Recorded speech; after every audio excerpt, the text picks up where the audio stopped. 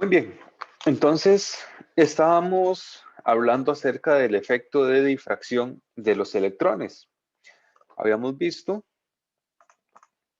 que el efecto de difracción es un efecto que ocurre en la luz, es un efecto muy marcado y muy reconocido acerca de, bueno, de la luz de la radiación electromagnética, pero que de Broglie descubrió que ese efecto ocurría también cuando se repetía el proceso del el experimento de la rejilla con unas aberturas muy pequeñas, pero en lugar de incidir un haz de luz, lo que se incidía era un haz de electrones. Y esos electrones también se difractaban, es decir, también se dispersaban y generaban esos patrones de difracción donde hay bandas, unas bandas donde se detectan muchos electrones y otras bandas que serían análogas a las bandas oscuras, donde los electrones no llegan por ese patrón de interferencia.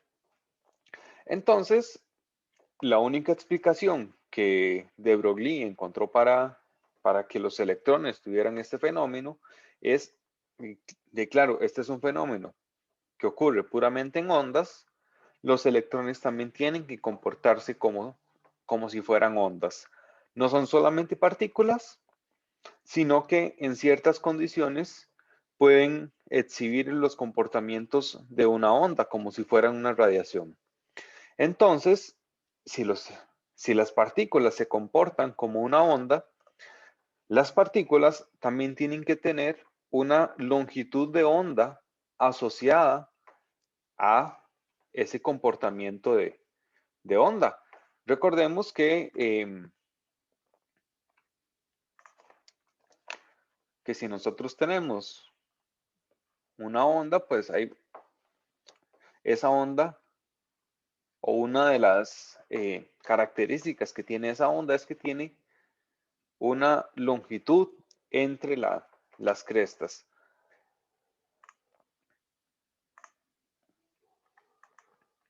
Y esa longitud de onda, entonces podemos también calcularla a partir de esta ecuación que descubrió de Broglie, esta relación. La longitud de onda para una partícula es igual a la constante de Planck, que ya la hemos visto, que la utilizamos en la ecuación de energía para una onda, y eso lo dividimos entre la masa de la partícula y la velocidad de la partícula. Esto lo habíamos hablado. Esto es lo que se conoce también como el momento de física. Momento que es la masa por la velocidad. Y bueno, acá la aclaración. Esta es una ecuación que funciona para partículas.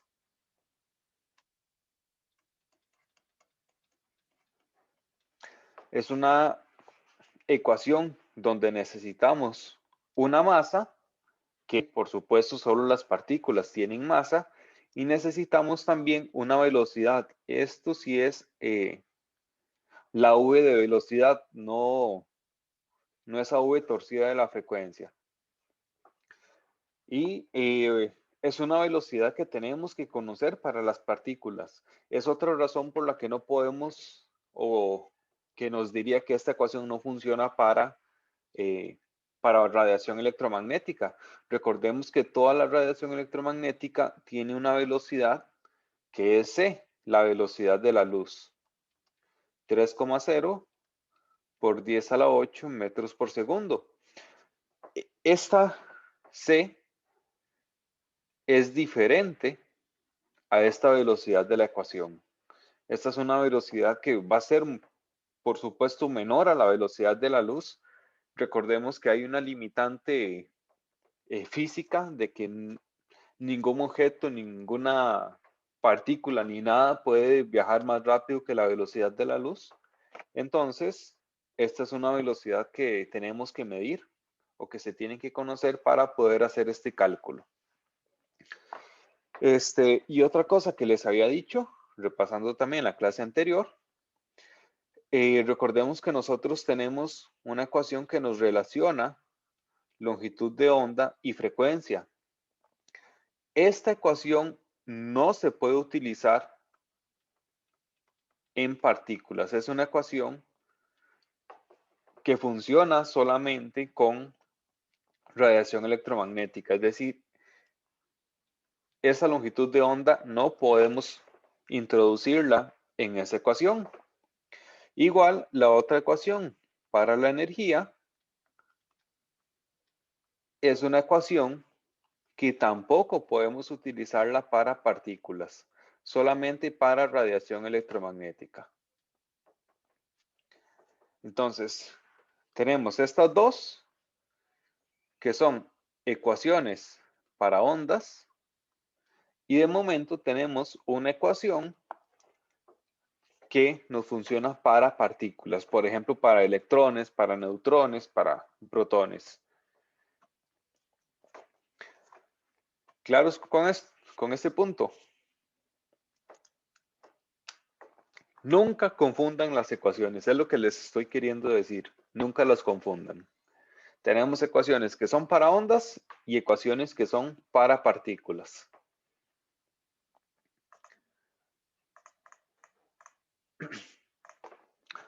Ok, entonces no habíamos hecho ningún ejercicio de esta parte, entonces vamos a empezar con eso. Ok, tenemos cuál es la longitud de onda de un electrón que se mueve a una velocidad de 5.97 por 10 a la 6 metros por segundo. Entonces vemos que acá tenemos la velocidad del electrón y esto es una constante que si no lo tenemos, pues lo podemos buscar en algún libro o en internet, aparece fácilmente, pero acá en el ejercicio yo se los puse, que recordemos que necesitamos también la masa para poder hacer el cálculo. La masa del electrón es de 9.11 por 10 a la menos 31 kilogramos. Entonces, tenemos velocidad, tenemos masa, tenemos la constante de Planck. Podemos calcular la longitud de onda. Acá es para un electrón, es una partícula, entonces utilizamos la ecuación de Broglie, que es para partículas. Longitud de onda es igual a la constante de Planck entre el momentum o la masa por la velocidad. ¿Cuánto era la constante de Planck? 6,626 por 10 a la menos 34. Muy bien. 6.626 por 10 a la menos 34. ¿Y en qué unidades estaba la constante de Planck? Julios entre segundo. Julios por segundo, no entre. Julios por segundo, recordemos eso. Ok. Y luego tenemos la masa, también, en este caso la tenemos en las unidades del SI, entonces la trabajamos en esas unidades. 9.11 por 10 a la menos 31 kilogramos y lo multiplicamos por la velocidad de 5.97 por 10 a la 6 metros por segundo. ¿Y cuánto da ese cálculo? Mientras yo voy a traer la calculadora, mientras ustedes lo hacen.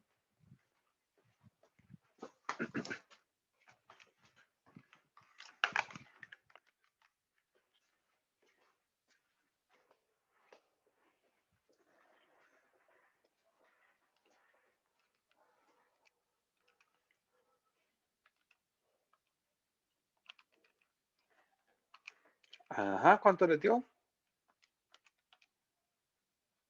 A mí me dio 1,22 por 10 a la menos 10.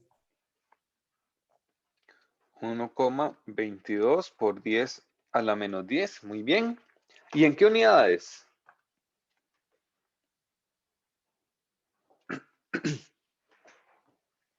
¿En qué unidades estará eso? Joule sobre metro. Ah, no. Es una longitud de onda. ¿Qué unidades tiene que tener? ¿En metros? Tiene que tener metros. Muy bien. Ahora, ¿de dónde salen los metros con este desastre de unidades que tenemos acá? Tenemos que hacer el análisis dimensional para las unidades. Tenemos joules por segundo entre kilogramo por metro entre segundo. Ok. ¿Cómo podemos descomponer los joules? La unidad de energía. Aquí es igual un joule.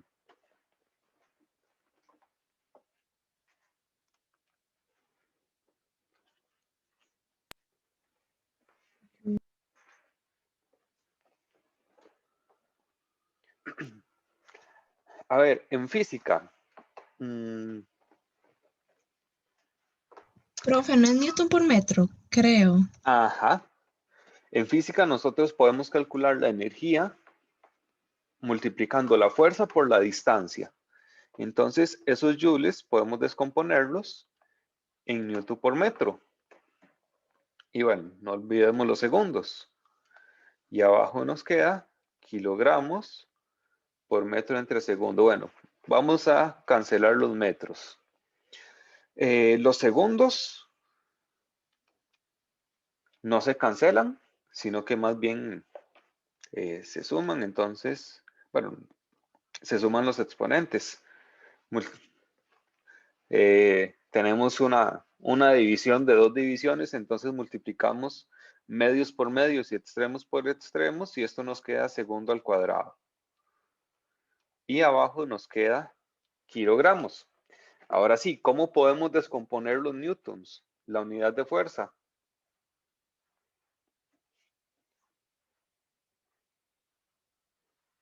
Kilogramo por metro entre segundo al cuadrado. Ajá. Fuerza es masa por aceleración o kilogramo por metro entre segundo al cuadrado. Nos queda un segundo al cuadrado acá multiplicando. Y abajo los kilogramos. Entonces cancelamos kilogramos, cancelamos segundo al cuadrado. ¿Y qué nos queda? La unidad de distancia. Muy bien. Entonces vean que todo tiene sentido.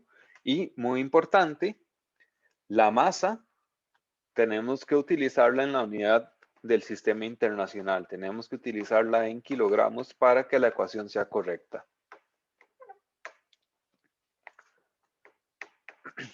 Muy bien. Entonces, bueno, acá está la respuesta. Podríamos haber hecho la conversión a nanómetros, por ejemplo.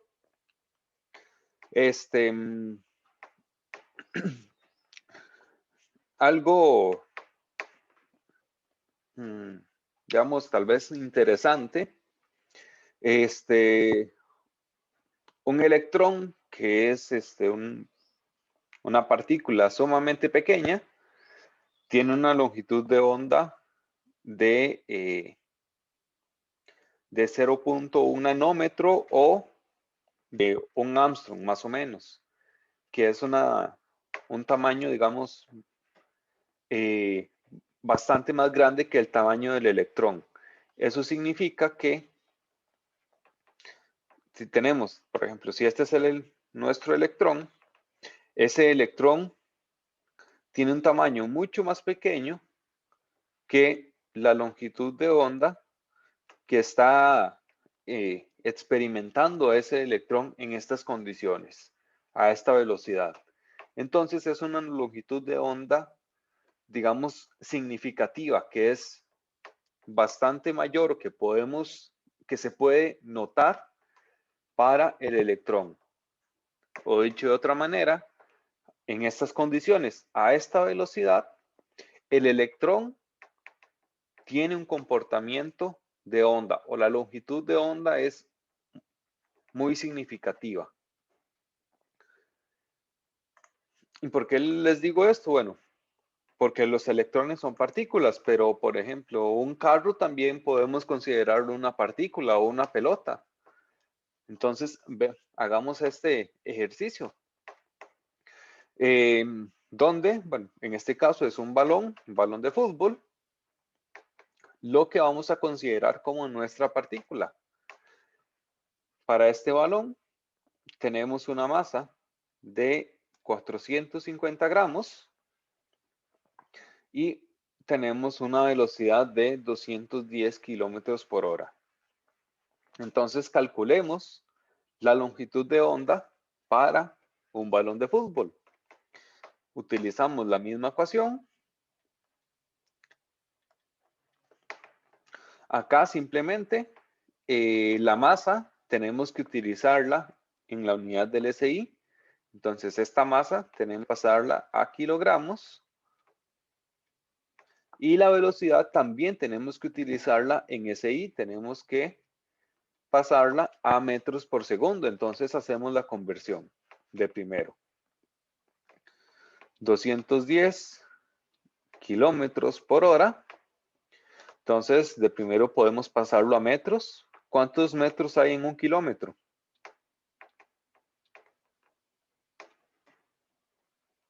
Mil. Ajá, este está fácil.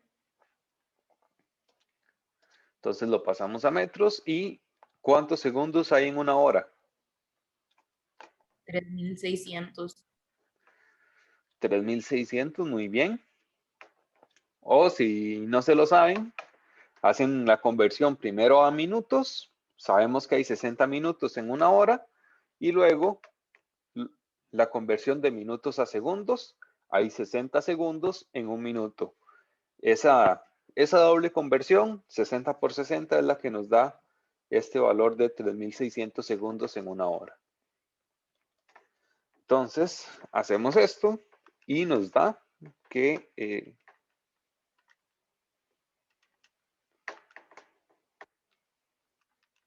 esta velocidad en unidades del SI es de 58.3 periodo metros por segundo. Entonces ya tenemos nuestra velocidad para poder utilizarla en la fórmula. Entonces calculamos la longitud de onda para este balón. La constante de Planck, 6.626 por 10 a la menos 34 joules segundo, dividido entre la masa, 0.450 kilogramos, por la velocidad, que es 58.33 metros por segundo. ¿Y cuánto nos da esa longitud de onda? A mí me dio 2,52 por 10 a la menos 35. Ajá, muy bien. 2.52 por 10 a la menos 35. ¿Y en qué unidades? Metros. En metros, muy bien. Ahora, quiero que le pongan atención a algo. ¿Esta longitud de onda es muy grande o muy pequeña? Muy pequeña. Muy pequeña. Vean el exponente. Está por 10 a la menos 35.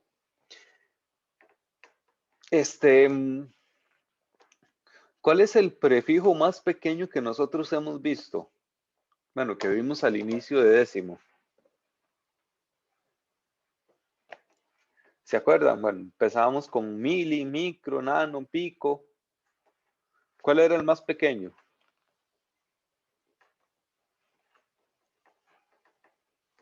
Yocto. El yocto. ¿Que era cuánto? 10 a la menos 24. 10 a la menos 24. Estamos todavía 11 órdenes de magnitud, un exponente de 10 a la 11, más pequeño que el prefijo más pequeño que nosotros hayamos visto.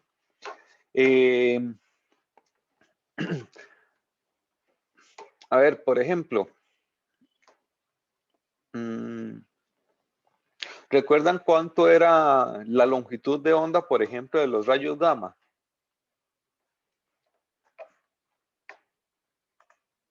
Que eran los rayos con la longitud de onda más pequeña.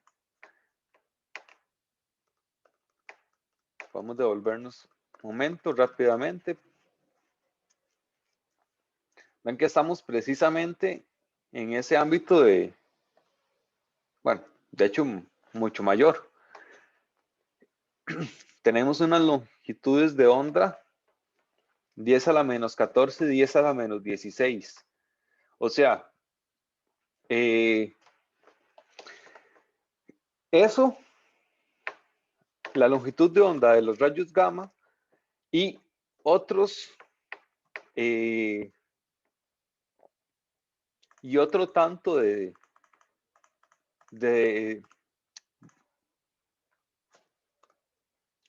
ver, ¿cuál era?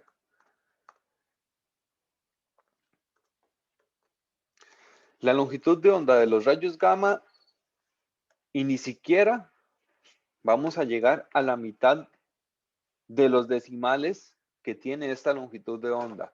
O sea, esto lo que nos quiere decir es que esta longitud de onda es prácticamente imperceptible y, por supuesto, inmedible. No tenemos aparato en la Tierra inventado hasta el momento capaz de medir estas distancias tan increíblemente pequeñas.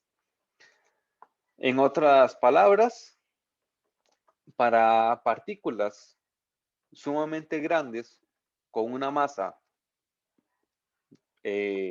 significativa, las longitudes de onda son muy, muy pequeñas.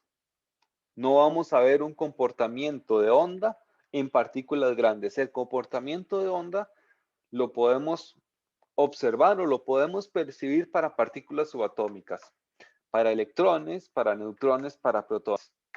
Ya para partículas más grandes, ese comportamiento de onda va a ser prácticamente imperceptible. Nosotros podríamos decir, bueno, un carro que va en una autopista alemana a 200, 300 kilómetros por hora, va a tener una longitud de onda, sí, pero es una longitud de onda muy, muy pequeña que ni siquiera se puede medir, no se puede percibir. Entonces, en efectos prácticos, sigue siendo simplemente una partícula. Los efectos de onda a nivel macroscópico no son visibles y no son perceptibles tampoco. Entonces, esta era la finalidad de este ejercicio. Muy bien. Relacionado también con el desarrollo del modelo atómico, después de que de Broglie descubriera la dualidad de la materia, que se comporta tanto como partícula como onda, y ya vimos que es un efecto simplemente significativo en partículas subatómicas a altas velocidades. Recordemos que también luego vino Werner Heisenberg y descubrió una limitante en ese comportamiento, que se le conoce como el principio de incertidumbre. Y esta limitante lo que nos dice, ya habíamos visto la fórmula, pero ahora sí les toca aprendérsela.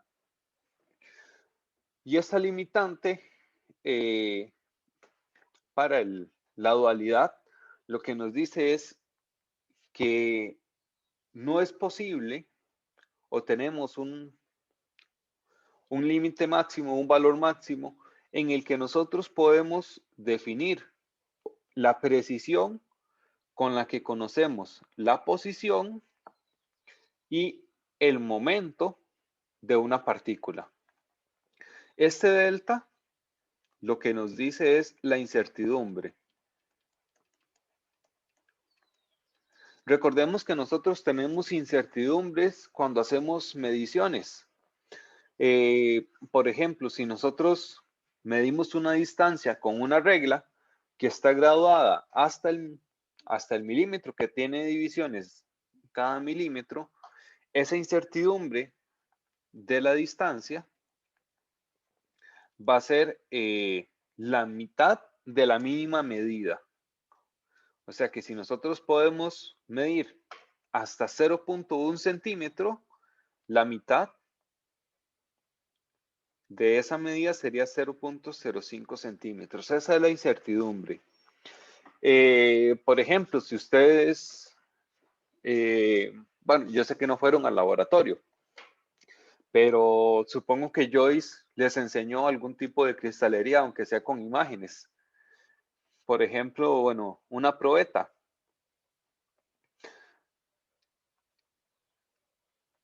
¿Sí conocieron lo que era la cristalería? ¿Saben lo que es Sí, una profe. probeta? Sí. Ok, bueno, una probeta tiene aquí, es un instrumento que se utiliza para medir algunos volúmenes. Por ejemplo, una probeta pequeñita puede tener divisiones cada mililitro, perdón. Entonces esas divisiones están separadas 1 mililitro una de otra. Eso quiere decir que la incertidumbre de este volumen va a ser la mitad de la mínima graduación, o sea, 0.5 mililitros. Si yo mido un valor, si yo tomo esta medida, que por ejemplo sea de 5 mililitros, yo sé que eso no necesariamente es 5.00, sino que es 5 mililitros más menos 0.5, que es esa incertidumbre en la medida. Entonces, esas incertidumbres es lo que estamos hablando acá. Si yo multiplico esas incertidumbres de la posición y del momentum para una partícula, esa incertidumbre, según esta limitante que descubrió Heisenberg, ese valor tiene que ser mayor o igual a la constante de Planck dividido entre 4pi. Esa es la limitante que descubrió Heisenberg y que siempre se cumple. Ahora, una forma más sencilla y más aplicable de esta ecuación es la siguiente. La incertidumbre de la posición multiplicado por la incertidumbre de la velocidad. Y aquí, bueno, lo que hacemos es sacar la masa de este valor del momentum. Acá multiplicado por la masa es mayor o igual a la constante de Planck por 4pi y lo podemos reacomodar a la incertidumbre de la posición por la incertidumbre de la velocidad es mayor o igual a la constante de Planck entre 4pi por la masa. Básicamente es esta ecuación de abajo la que nosotros vamos a utilizar. Ahora, ¿cómo se utiliza esta ecuación o cómo la vamos a aplicar en nuestro día a día? Bueno, normalmente nosotros vamos a conocer uno de estos dos valores. Es decir, nosotros podemos tener una medición o podemos conocer la certeza o la incertidumbre con la que nosotros medimos, por ejemplo, la posición de una partícula. Y entonces vamos a averiguar cuál es la incertidumbre con la que podemos determinar la velocidad para esa partícula o al revés. O el caso contrario, donde conocemos la incertidumbre de la velocidad y nos preguntamos por la incertidumbre de la posición. Entonces, bueno, esta es la fórmula y vamos a hacer un ejercicio para que esto quede un poco más claro. Ok, tenemos, bueno, el electrón tiene una masa. Ya habíamos trabajado con el electrón antes. La masa es 9.11 por 10 a la menos 31 kilogramos y se mueve a una velocidad promedio de 5 por 10 a la 6 metros por segundo en un átomo de hidrógeno. O sea, en el átomo de hidrógeno, el electrón dentro de ese átomo tiene esta velocidad. Ahora, esto es lo importante. Nosotros no vamos a trabajar con la velocidad. Ese dato en realidad nosotros no lo necesitamos, sino que trabajamos con las incertidumbres de la posición y de la velocidad. Y entonces acá nos dice, conocemos la velocidad con una incertidumbre del 1%. Ese es el valor que sí vamos a necesitar. Acá una aclaración para calcular la incertidumbre de la velocidad. Nos dice que esta es la única fuente importante de la incertidumbre del momento.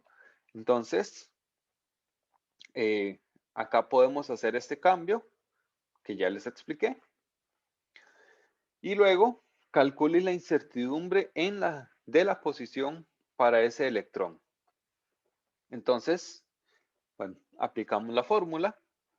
La incertidumbre de la posición por la incertidumbre de la velocidad, acá no es un igual, es un mayor o igual a la constante de Planck entre 4pi por la masa. Bueno, tenemos la constante de Planck, 4pi, bueno, son valores que tenemos ahí en la calculadora. Tenemos la masa y la incertidumbre de la velocidad la tenemos, pero hay que calcularla. Bueno, aquí viene el cálculo, pero si no, bueno, podemos hacerlo nuevamente para que quede esa parte bien clara. Nosotros tenemos la velocidad 5 por 10 a la 6 metros por segundo. Nos dicen que la incertidumbre es del 1%. Entonces, esa incertidumbre de la velocidad, bueno, más bien, esta va a ser la velocidad. La incertidumbre de la velocidad es el 1% de esto. O sea, esto lo tenemos que multiplicar por el 1%. O la forma para ya hacer el cálculo, recordemos que el 1% es un porcentaje. Entonces, es el 1% de 100 partes o del total que sería el 100%. Hacemos este cálculo y nos da que la incertidumbre de la velocidad es entonces 5 por 10 a la 4 metros por segundo. Entonces ya podemos utilizarlo en nuestra ecuación. Bueno, primero terminemos de despejar la incertidumbre de la posición, el delta X. Es una ecuación con mayor o igual que despejamos de la misma manera. Nada más recordemos que cuando tenemos estos símbolos de mayor que, menor que o mayor o igual que o menor o igual que, la única regla que teníamos era que si cambiábamos, bueno, si pasábamos un signo negativo de un lado a otro, entonces cambiaba la dirección del signo. En este caso, para despejar el delta X, no tenemos un cambio de signo, entonces se queda con la misma orientación. Del otro lado, la constante de Planck entre 4pi por la masa por la incertidumbre de la velocidad que ya la calculamos.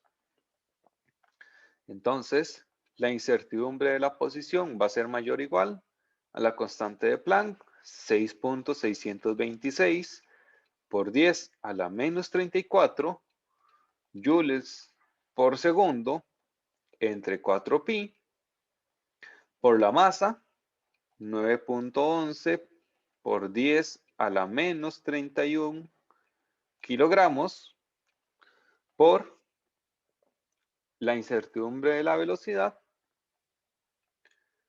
5 por 10 a la 4 metros por segundo. Vean que tenemos el mismo juego de unidades que para calcular la longitud de onda. Entonces, el análisis dimensional nos va a dar igual que esto da en unidades de distancia, en metros.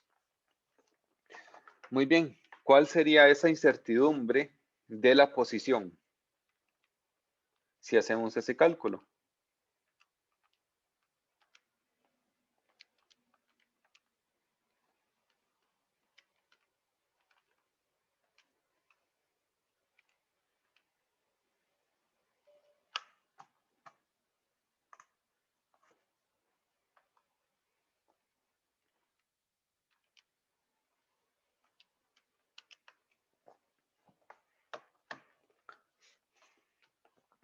A ver.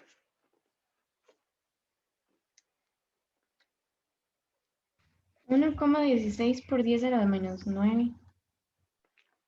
1,16 por 10 a la menos 9. Si aplicamos cifras significativas, vemos que en realidad tenemos solamente una cifra significativa. Entonces, 1 por 10 a la menos 9 metros. Ok, si nosotros aplicáramos los prefijos, esto sería lo mismo que decir un nanómetro. O recordemos que cuando hablamos de átomos o de distancias entre átomos, normalmente utilizamos los Armstrong. Entonces podemos hacer la conversión y decir que eso sería también igual a 10 Armstrong. Ahora, ¿por qué quise hacer este valor? Bueno, recordemos que esto es la incertidumbre de la posición. Es mayor o igual a 10 Armstrong. Si recordamos el año anterior, cuando vimos propiedades periódicas de los elementos, habíamos visto lo que era el radio atómico y el radio iónico. Resulta que para el átomo de hidrógeno, bueno, en general para los átomos, ese radio atómico anda alrededor de 1 o 2 Armstrong, dependiendo del elemento del que estemos hablando, por supuesto. Y nosotros estamos diciendo que la incertidumbre en la posición para un electrón que se mueve dentro, ese es el electrón que está dentro del átomo, esa incertidumbre de la posición es de 10 Armstrong. O sea, si nosotros conocemos la velocidad con la que se mueve ese electrón y esa velocidad la conocemos con una precisión del 1%, simplemente nosotros no podemos decir en qué parte está el electrón. La incertidumbre es simplemente de, no sé, unas 5 o 10 veces más grande que todo el tamaño del átomo. O sea que incluso podríamos, o según esta incertidumbre, el electrón podría andar por acá o podría andar por este otro lado. Es decir, es una incertidumbre sumamente grande. Entonces, esto es lo que nos dice el principio de incertidumbre de Heisenberg. Si nosotros queremos medir alguno de estos valores para un electrón, por ejemplo, que es donde se aplica bastante bien, si nosotros queremos medir la velocidad de un electrón con mucha precisión, entonces vamos a perder precisión en el momento que nosotros querramos saber la posición. O si más bien nosotros nos enfocamos en medir o en saber específicamente en dónde está el electrón y reducimos la precisión para esa medida, entonces el valor de la incertidumbre para la velocidad va a subir mucho. Entonces no vamos a conocer esa velocidad. Entonces esta es la limitante que nos da el principio de incertidumbre de Heisenberg, y es una limitante pues bastante, digamos, bastante importante en lo que es la mecánica cuántica. Muy bien, ¿alguna pregunta con el principio de incertidumbre?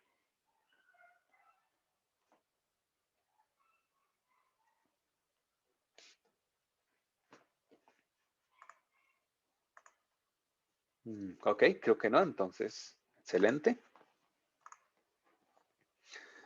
Bueno, acá les doy la explicación.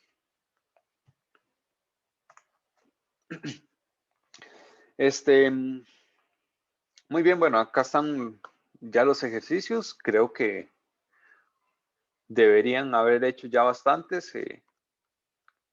Al final hay algunos ejercicios sobre esto, sobre esta última parte de longitud de onda para partículas y el principio de incertidumbre para partículas. Ahora, hay un ejercicio. Vamos a ver, ¿cuál era?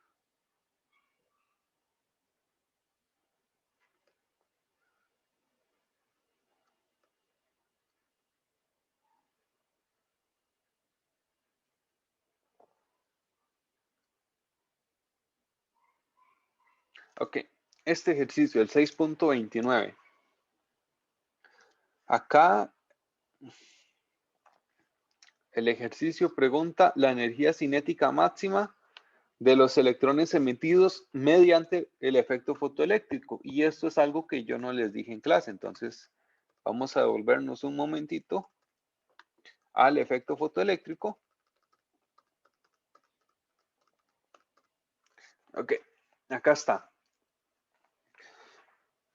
Recordemos que según el efecto fotoeléctrico,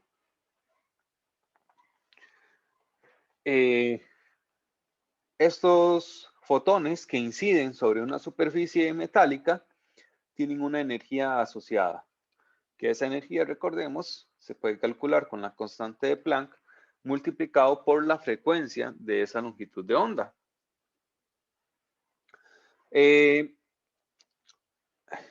Según el efecto fotoeléctrico y la explicación que dio Albert Einstein al respecto, estos electrones necesitan una energía mínima necesaria para superar esta barrera, digamos, esta barrera de poder arrancar los electrones de los átomos del metal.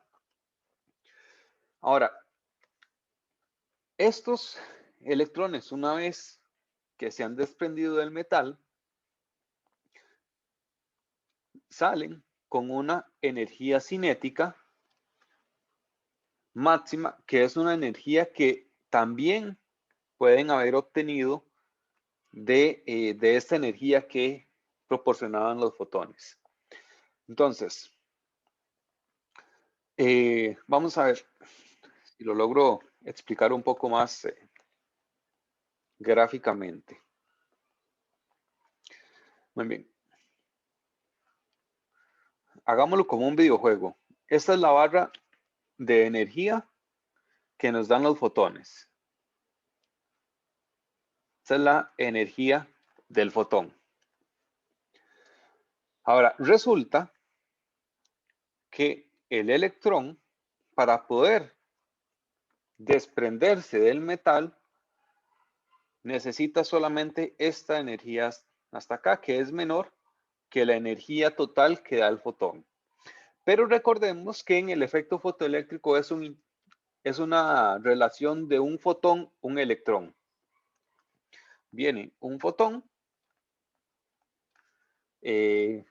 choca con un electrón y el electrón, digamos, se lleva toda la energía que tenía ese fotón. Entonces, todo el fotón pasa a ser parte de un electrón. ¿Qué sucede con esta energía sobrante? La energía de más que tenía el fotón, esa energía que el electrón ya no necesita para, o que le sobró para salir del metal, para salir del núcleo del átomo. Bueno, pues resulta que esa energía entonces se convierte en energía cinética para ese electrón. Entonces, puede haber un caso, por ejemplo, donde la energía que aporta un fotón es exactamente igual a la energía necesaria para el electrón para que se ocurra el efecto fotoeléctrico. Recordemos que en el efecto fotoeléctrico nosotros hablamos de una frecuencia mínima para que el fotón, perdón, para que el electrón pueda desprenderse del metal. Esa frecuencia mínima me da una energía mínima, que es esa energía que el electrón necesita. Pero, ¿qué pasa si el fotón tiene más energía? Si tiene una frecuencia mayor a la necesaria. Ese sobrante, entonces, se convierte en energía cinética para estos electrones que se desprenden del metal. Entonces, bueno, visto de otra manera, ya un poco más en forma de ecuación, esta energía que nos aporta el fotón es igual a la energía necesaria para que ocurra el efecto fotoeléctrico más la energía cinética del electrón, esa energía cinética con que el electrón sale disparado del metal.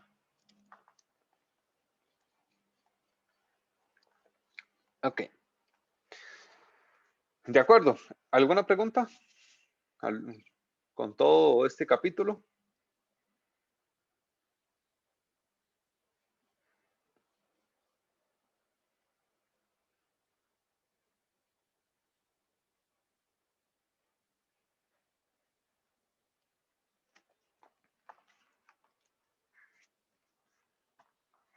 Ok.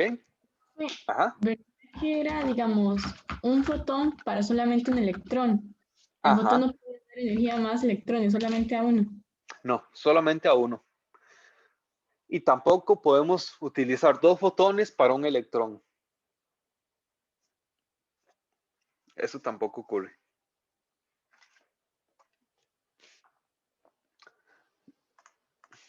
Muy bien, entonces, bueno, recordemos, ahí al final hay algunos ejercicios. Hay un par de ejercicios también sobre longitud de onda para partículas y para el... También creo que hay un ejercicio del principio de incertidumbre. Entonces, los pueden resolver ahora en la tarde. En la tarde también les dejo una tarea para que entreguen la próxima semana, también relacionada con la materia. Y ahora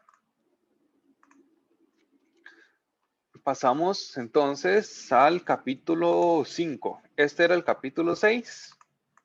Nos devolvemos un poquito ahora al capítulo 5, que es el capítulo de termoquímica.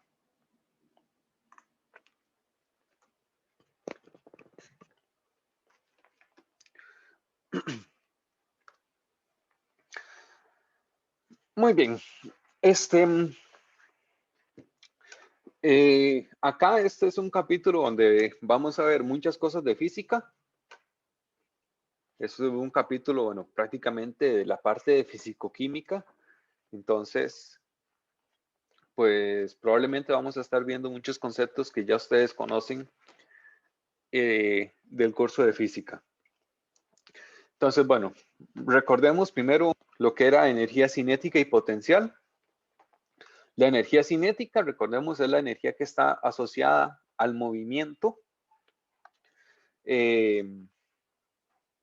por ejemplo, acá en esta bolita, al inicio está quieta, entonces tiene una energía cinética que es igual a 0, no tiene velocidad, no se está moviendo. Y al final de la bajada ya tiene movimiento, tiene una cierta velocidad, entonces tiene una energía cinética asociada. Luego también tenemos la energía potencial. En física, creo que la que primero se ve, y tal vez con la que más se trabaja, es la energía potencial asociada a la altura de un objeto. Que recordemos era esta fórmula de masa por gravedad por la altura. Pero hay otras energías potenciales que en nuestro caso nos importan más, dado que vamos a trabajar con partículas más pequeñas, con átomos, con electrones, con neutrones, con partículas subatómicas.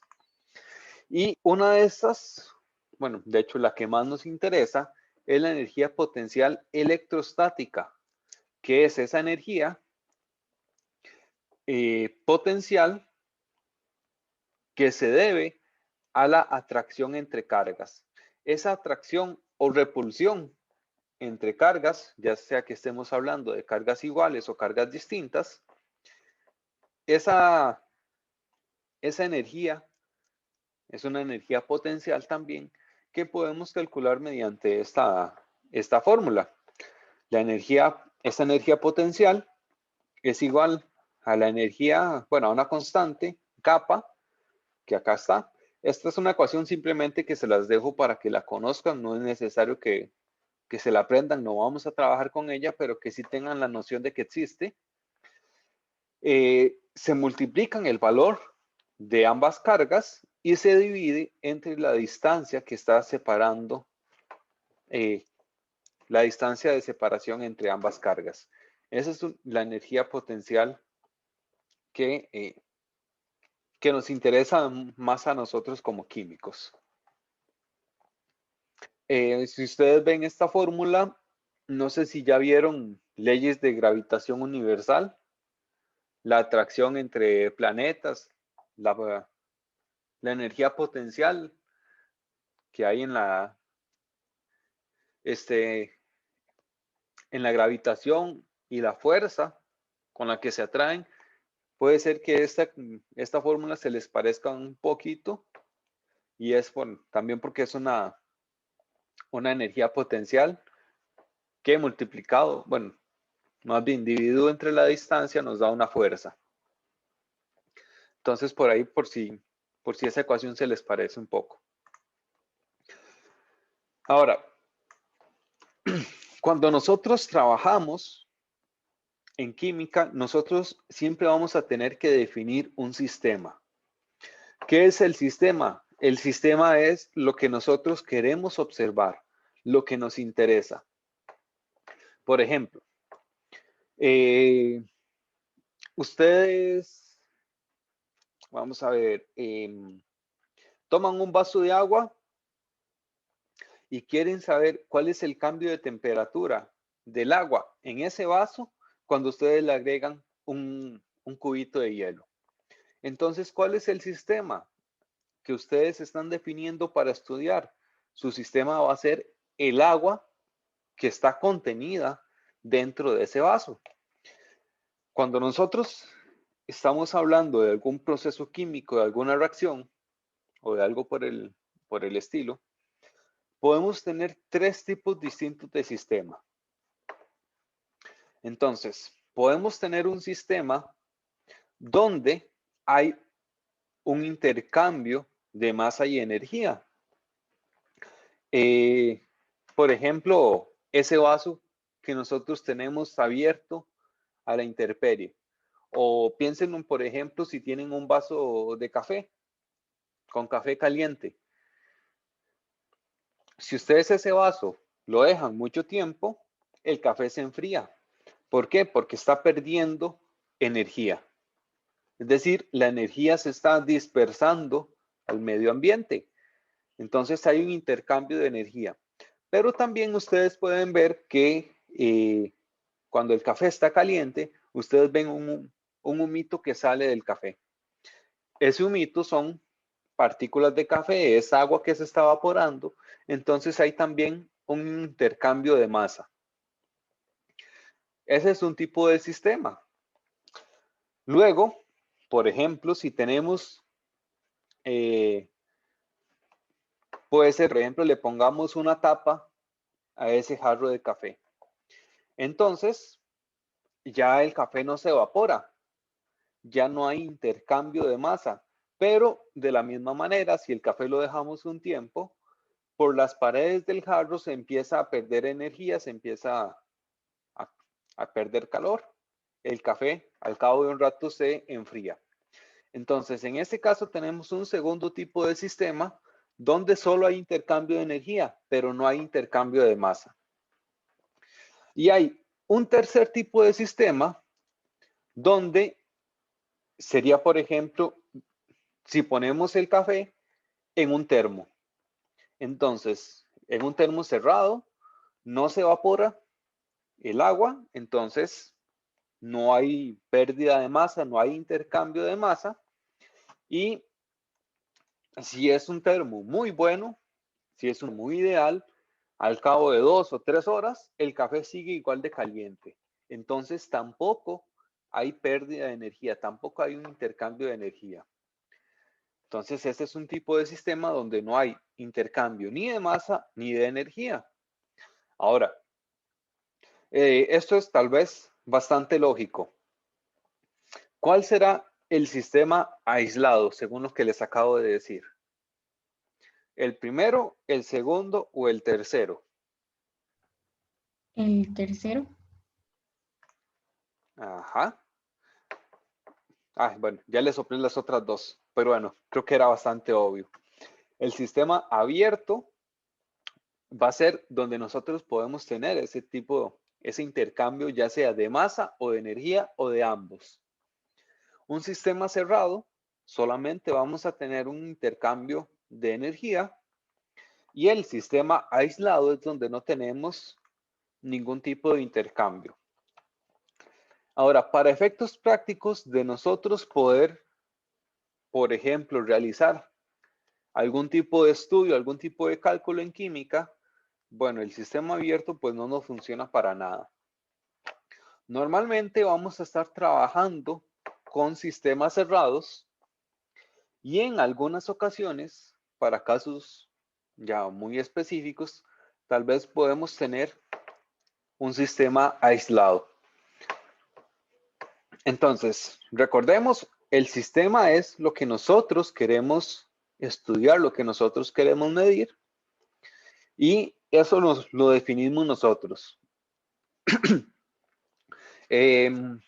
Por ejemplo, bueno, si estuviéramos de forma presencial, si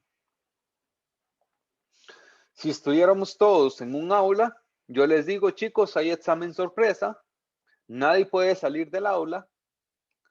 Entonces, estoy definiendo mi sistema, que va a ser el aula, va a ser un sistema cerrado donde no puede salir ninguno de ustedes, ni puede entrar nadie más. ¿Y por qué mi sistema va a ser el aula? Porque yo quiero saber cuáles son los conocimientos de ustedes como estudiantes. Entonces, mi ámbito de estudio, lo que yo quiero analizar, lo que yo quiero estudiar, van a ser ustedes como estudiantes, y ustedes están dentro de un aula. Entonces, ese va a ser mi sistema, y mi sistema va a ser cerrado porque durante el examen nadie puede salir. Entonces, eso es algo que uno como científico siempre define cuál es el sistema que quiere estudiar. Uno define cuál es el sistema. Puede ser tan amplio como todo el universo o todo el planeta Tierra, todo el sistema solar, o tan pequeño como, por ejemplo, una interacción entre una molécula de agua y por ejemplo, la electricidad para producir electrólisis. Entonces, mi sistema puede ser, ¿qué le pasa a esa molécula de agua? cuando recibe la suficiente energía y se separa en oxígeno e hidrógeno. Como cuando nosotros escribimos las reacciones a finales del año anterior. En ese momento nosotros definíamos nuestro sistema como sistemas muy pequeñitos. En ese capítulo vamos a trabajar con sistemas, digamos, macroscópicos, pero relativamente pequeños. Vamos a trabajar, digamos, a volúmenes de vasos o tazas, por ejemplo, de alguna mezcla de sustancias en las que queramos analizar el cambio energético que ocurre durante un proceso.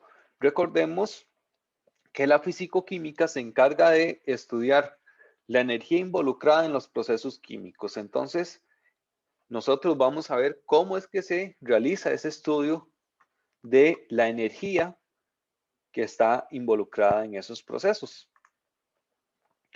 Entonces, bueno, una vez que tenemos claro los tipos de sistemas que hay y que somos nosotros los que definimos nuestro sistema, entonces vamos a otro par de conceptos que vamos a necesitar. Esa transferencia de energía que ocurre entre un sistema y los alrededores del sistema, que bueno, acá podemos definirlo también, que es importante. Acá nuestro sistema va a ser el interior de un recipiente, por ejemplo. Los alrededores de ese sistema, bueno, se le conoce así como los alrededores. Se le conoce también como el ambiente o también se le conoce como el universo. Entonces, lo que está fuera de nuestro sistema, nosotros podemos llamarle los alrededores, podemos llamarle que es el ambiente que está alrededor de nuestro sistema, o simplemente ese puede ser el universo, el resto del universo que está por fuera de nuestro sistema. Lo que no me interesa, lo que no es el sistema, va a ser el universo.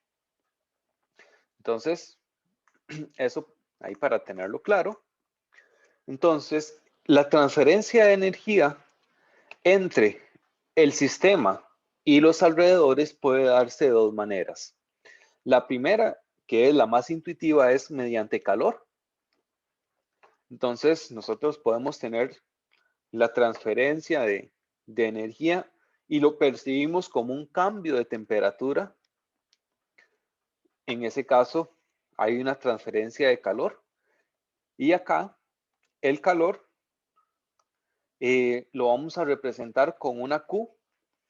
Se la pueden encontrar como una Q mayúscula o una Q minúscula. Nosotros vamos a utilizar la Q minúscula para efectos de cálculos. Otra forma en la que se puede transferir energía, que les dije que habían dos, es mediante trabajo. Y esta no es una forma tal vez tan lógica, tan intuitiva. Pero, por ejemplo, en un motor de combustión, lo que sucede es que entra combustible a una cámara que es pequeña, que tiene un volumen reducido, se comprime y luego hay una chispa. Cuando tenemos una chispa y tenemos un combustible, supongo que ustedes deducirán qué sucede. Ocurre una explosión. El combustible se quema, explota y provoca una expansión del volumen. Si nosotros tenemos un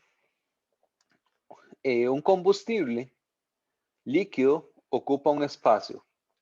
Cuando combustiona y se transforma en un gas, entonces resulta que esa misma cantidad de combustible, recordemos que los gases tienen moléculas más separadas entre ellos, entonces ese combustible, una vez que explota, se convierte en un volumen mucho mayor.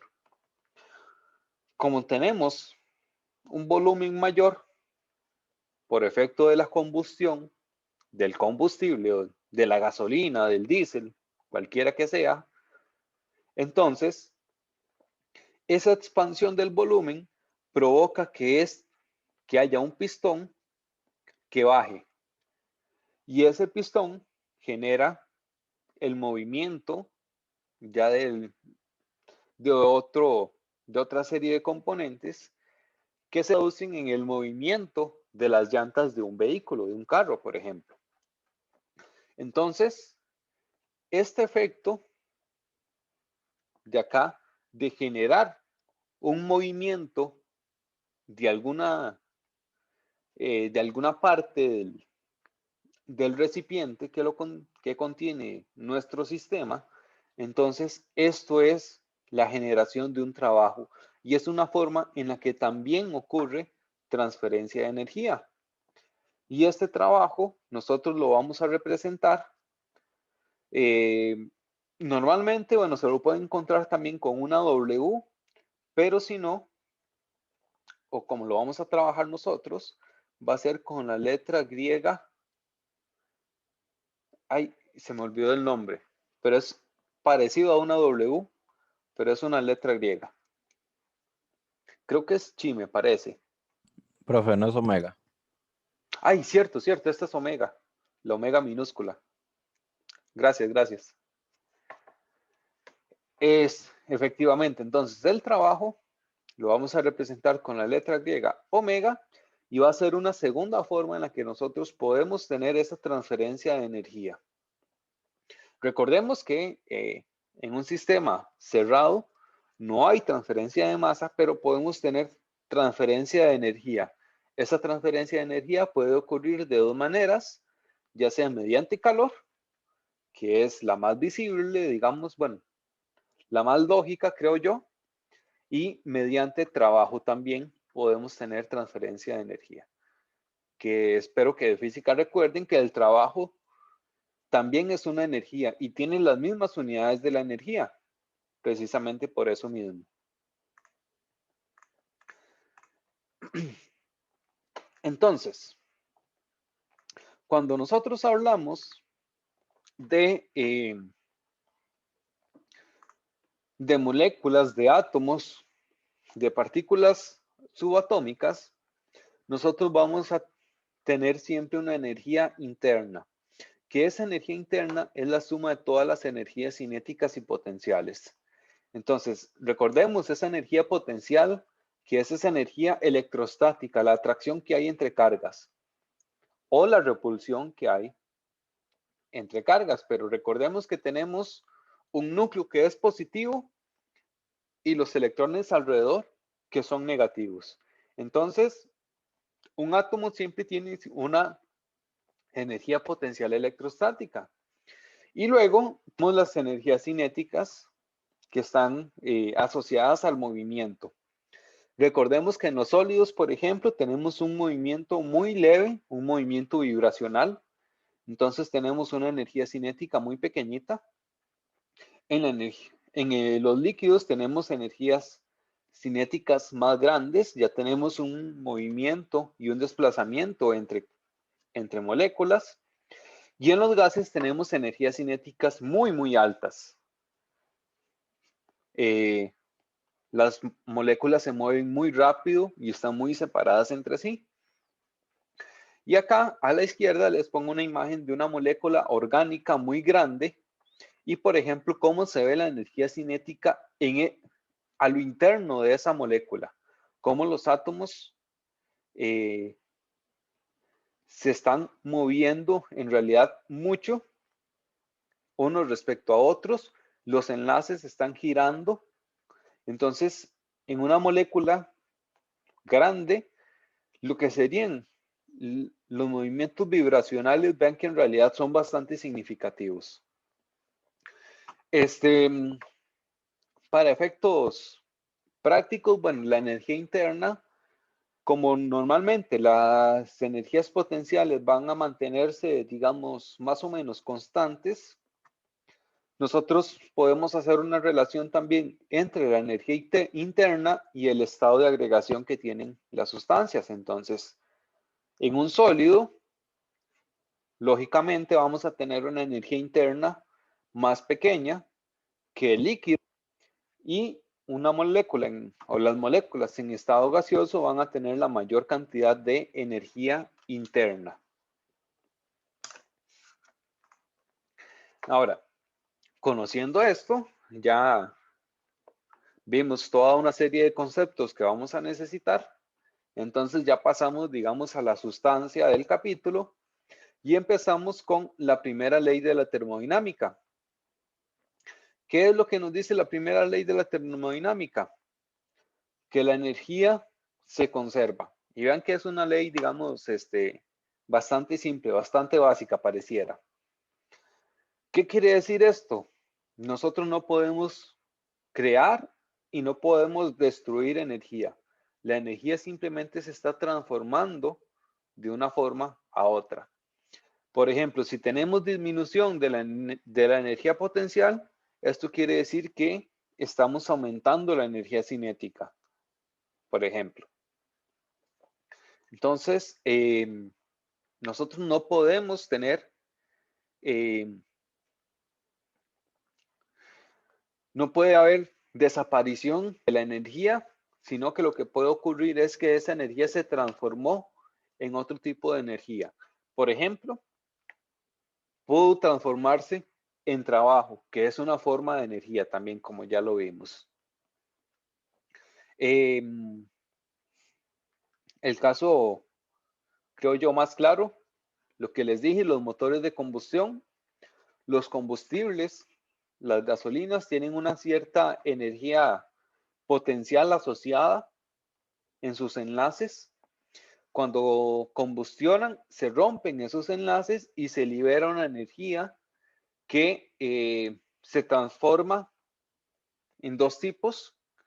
Uno es esa energía, el calor, que supongo que ustedes lo notarán siempre. Un motor va a estar siempre muy caliente y siempre hay transferencia en forma de calor, pero también se transforma una parte en trabajo, que es lo que permite mover todos los componentes internos del motor y posteriormente llevar a transformar ese movimiento en un movimiento de las llantas de un vehículo. Entonces, bueno, para sistemas ya más pequeñitos, cuando nosotros estamos hablando de reacciones o de moléculas, lo vamos a hablar en términos de la energía interna, que la vamos a representar con una E mayúscula. Esa energía interna del sistema va a ser igual, bueno, el cambio va a ser la energía final que tenga el sistema y se le resta la energía inicial. Es los cambios como siempre los han visto, por ejemplo, en física, el cambio de posición es la posición final menos la posición inicial, el cambio de velocidad. Bueno, acá vamos a tener un cambio en la energía que va a ser igual al cambio o a la energía interna final de las moléculas menos la energía inicial. Ahora, esto no necesariamente es igual a cero. De hecho, la mayoría de las veces es distinto de cero. Entonces, para nosotros poder cumplir con la primera ley de la termodinámica que nos dice que la energía se conserva, entonces ese cambio de energía que ocurre a lo interno de las moléculas, a lo interno del sistema, pues ese cambio de energía tiene que irse a algún lado.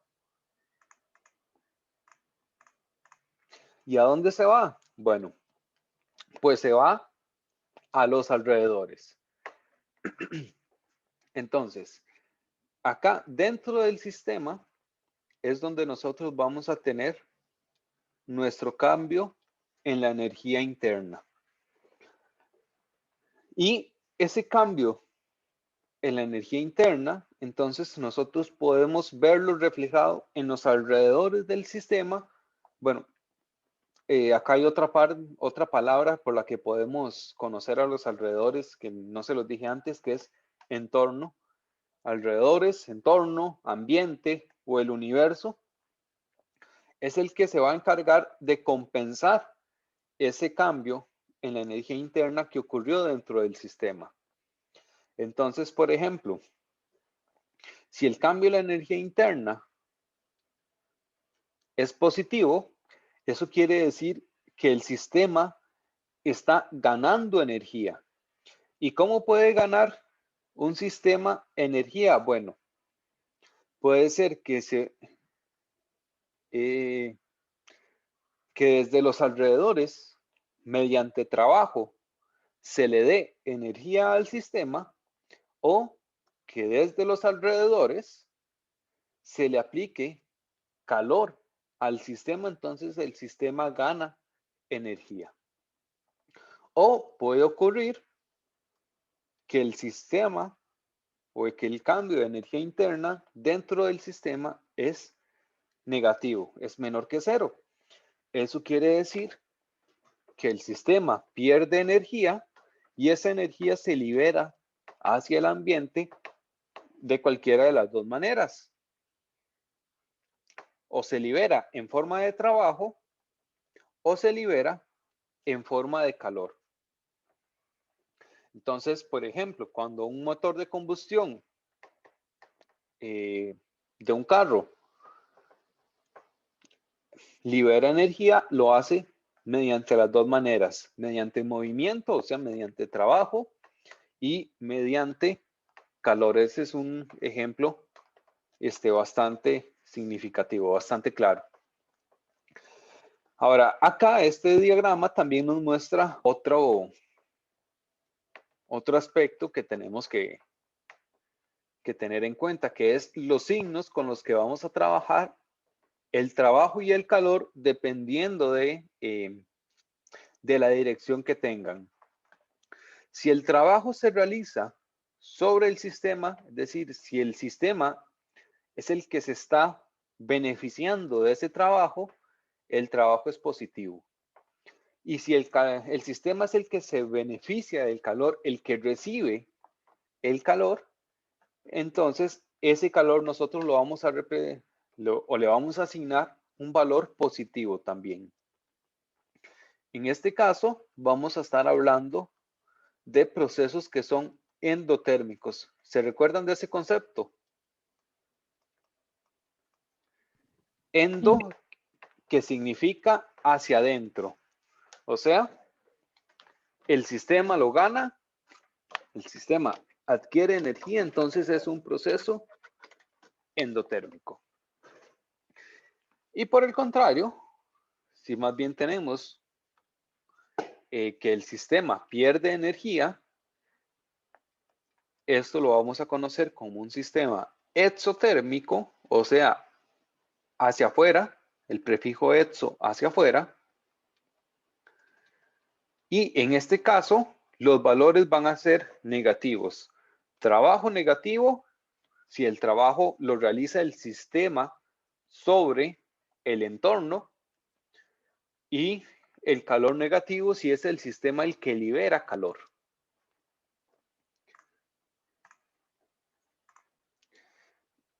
Entonces, bueno, cuando un sistema libera calor, creo que es el ejemplo, que es un ejemplo bastante obvio, que es bastante intuitivo, pero el trabajo tal vez no siempre es tan intuitivo. ¿Cuándo es un trabajo negativo? Cuando el sistema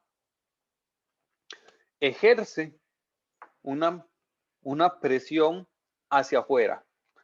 Entonces, en este caso, por ejemplo, nuestro sistema, las moléculas y lo que sea que esté sucediendo estas moléculas representadas como puntitos rojos, están empujando el pistón hacia afuera. Entonces, en este caso, ustedes dirían que el trabajo es positivo o es negativo.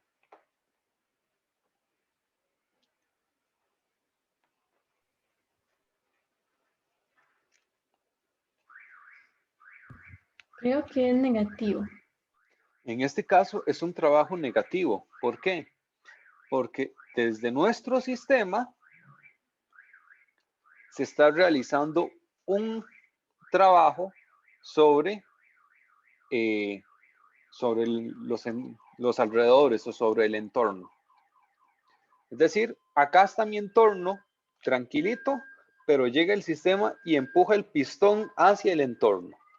Entonces, en este caso, el trabajo es negativo, el trabajo va hacia afuera. Por ejemplo, si yo tuviera una jeringa y yo esa jeringa la lleno de aire y bueno, primero le quito la aguja y luego con el dedo tapo la salida de esa jeringa y la presiono, yo lo que hago es comprimir el gas que hay dentro de la jeringa. En ese caso, nuestro sistema, que es el aire que está dentro de la jeringa, está recibiendo un trabajo exterior cuando yo empujo el émbolo y lo comprimo. Entonces, en ese caso, sería la situación opuesta a la que está acá en el GIF. Ahí yo estaría ejerciendo un trabajo sobre mi sistema. Lo estoy comprimiendo. Entonces ahí el trabajo sería positivo. Con el calor es un poco más sencillo de entender. Si el sistema libera calor, libera energía, entonces el Q va a ser negativo. ¿Cuándo un sistema libera energía? Cuando se siente caliente. ¿Por qué? Porque calienta,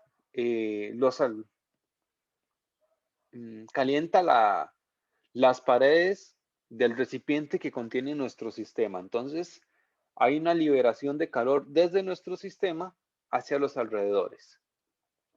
Cuando el calor va a ser positivo, o sea que va hacia adentro, cuando nosotros tenemos que aplicar calor sobre el sistema. Es decir, si nosotros tenemos que calentar algo para que suceda una reacción. Por ejemplo, que tenemos un beaker con una mezcla y nosotros tenemos que ponerla en el mechero. Nosotros le estamos aplicando calor al sistema. O otra situación en la que el calor es positivo, que el calor también entra a nuestro sistema, sería, por ejemplo, cuando el calor que el sistema necesita lo adquiere de los alrededores. Por ejemplo, que los alrededores sean un beaker. Ay, qué beaker más feo, todo redondo. Ahora quedó torcido, pero bueno, no importa.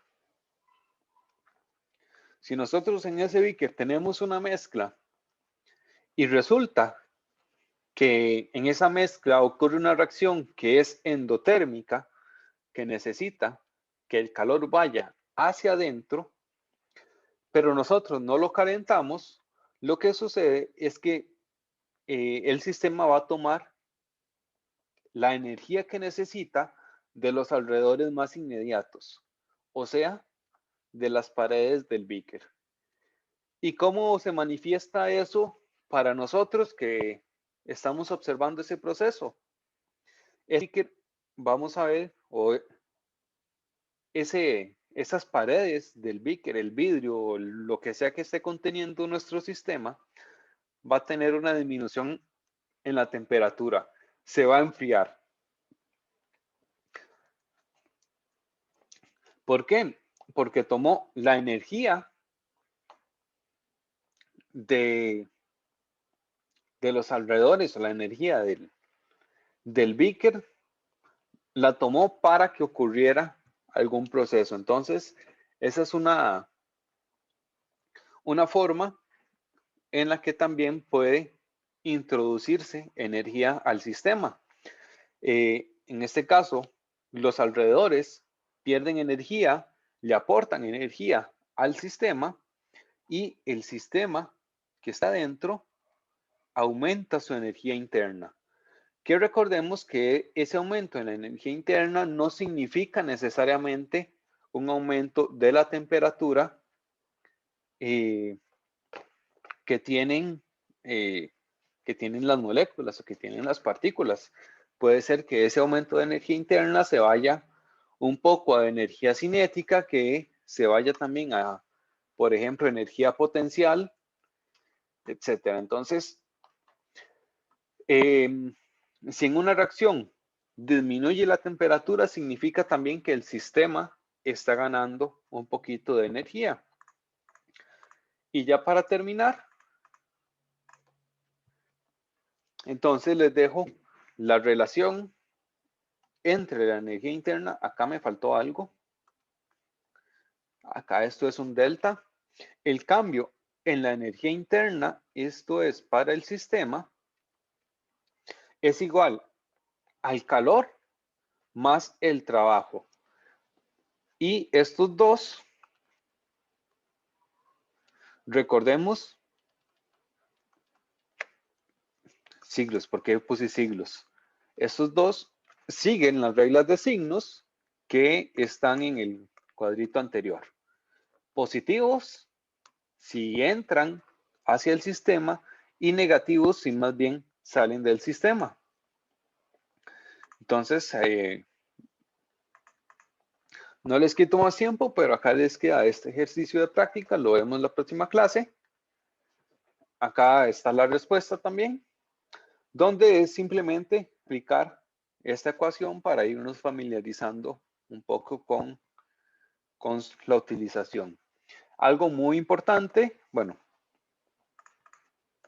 veamos que la ecuación tiene acá una suma. Entonces, las unidades del calor y del trabajo tienen que ser las mismas.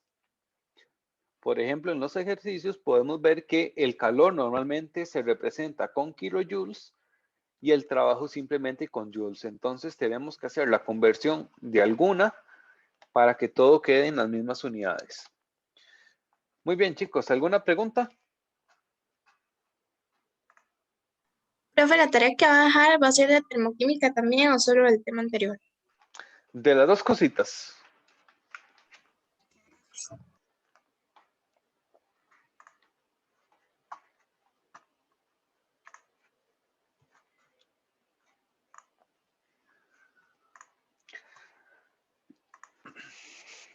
Ok, chicos, bueno, si no hay ninguna otra consulta, entonces quedaríamos por acá y nos veríamos la próxima semana. Recuerden, bueno, tienen Ahora los sube la presentación, ejercicios. profe. ¿Perdón? Ahora sube la presentación, perdón. Sí, ahora se la subo, por supuesto. Tienen algunos ejercicios que creo que no habían terminado de la presentación anterior del capítulo 6. Y por acá, al final de toda la presentación, creo que también tienen algunos ejercicios. Entonces, bueno, pueden ir resolviendo por lo menos los de esta parte. Los de la ecuación de calor y temperatura.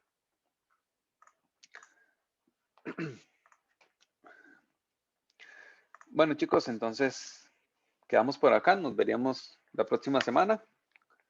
Y bueno, que tengan una bonita semana, un bonito día. Hasta luego, chicos.